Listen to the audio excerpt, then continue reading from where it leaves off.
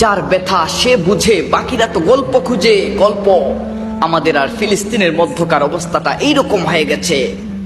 বাঘের বাচ্চা হচ্ছে ইরান।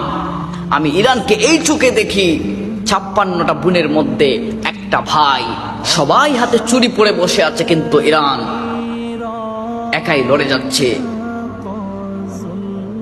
আমি এইখানে এসে অবাক হয়ে যাচ্ছি, যেই নবীর শাফায়াত বিনে জান্নাতে একটা কদমও রাখা যাবে না, সেই নবীর উম্মত মার খাচ্ছে, সেই নবীর উম্মত মজলুম হয়ে তোমাদের কাছে সাহায্যের হাত পাচ্ছে, তোমরা অ্যাভয়েড করে চলছো।